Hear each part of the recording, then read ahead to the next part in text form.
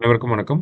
நம்ம daily prelims and mains point of வியூல current அஃபேர்ஸ்ல 5 கொஸ்டின்ஸ் பார்க்குறோம். இன்னைக்கு என்ன கொஸ்டின்ஸ் இருக்கு அப்படிங்கிறத பார்ப்போம். First one, Tamil Nadu maritime port will develop a greenfield port in which district அப்படின்னு கேட்டிருக்காங்க.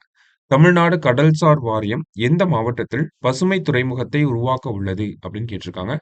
ஸோ எந்த மாவட்டம் அப்படின்னு பார்த்தோம்னா கடலூர் மாவட்டத்தில் தான் புதியதாக ஒரு துறைமுகத்தை தமிழ்நாடு மேரிடைம் போர்ட் டெவலப் பண்ண போறாங்க.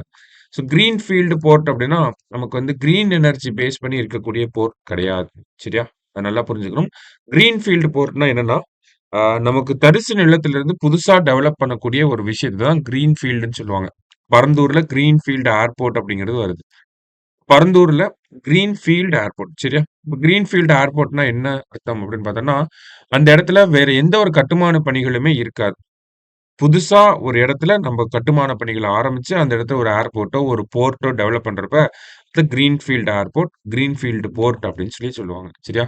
ஆல்ரெடி இருக்கிற இடத்துல, இருக்கக்கூடிய கட்டடங்கள நம்ப டிஸ்ட்ராய் பண்ணிட்டு, பில்ட் பண்றதுக்கு பேரு கிரீன்ஃபீல்டு கிடையாது.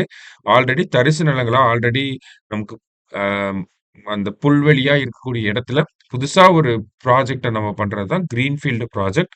அந்த கிரீன்ஃபீல்டு ஏர்போர்ட் பண்றனால, அந்த பரந்தூர் ஏர்போர்ட்ட கிரீன்ஃபீல்டு ஏர்போர்ட்ன்னு சொல்றோம்.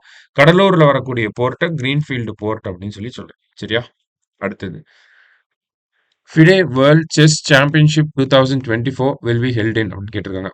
ஃபிடே உலக செஸ் சாம்பியன்ஷிப் 2024 எங்கு நடைபெற உள்ளது அப்படின்னு கேட்டிருக்காங்க. ஸோ எங்க அப்படின்னு பார்த்தோம்னா நமக்கு சிங்கப்பூர்ல நடக்க போகுது. இங்க தான் குகேஷ் அவங்க விளையாட போறாங்க. சரியா? அடுத்தது. Hemant Soren is set to become the chief minister of which state அப்படின்னு கேட்டிருக்காங்க. ஹேமந்த் சோரன் எந்த மாநிலத்தின் முதல்வராக பதவியேற்க உள்ளார் அப்படின்னு பார்த்தோம்னா, ஜார்க்கண்ட் மாநிலம் சமீபத்தில தேர்தல் நடந்து முடிஞ்சது. 81 சீட்டுகள்ல அவருடைய கட்சியைச் சேர்ந்த வேட்பாளர்கள் கணிசமான எண்ணிக்கையில வின் பண்ணியிருக்காங்க. ஸோ 56 சீட்ஸ் வந்து வின் பண்ணியிருக்காங்க. ஸோ இவங்க தான் ஆட்சி அமைக்க போறாங்க ஜார்க்கண்ட் மாநிலத்தில். ஹேமந்த் சோரன். அடுத்தது.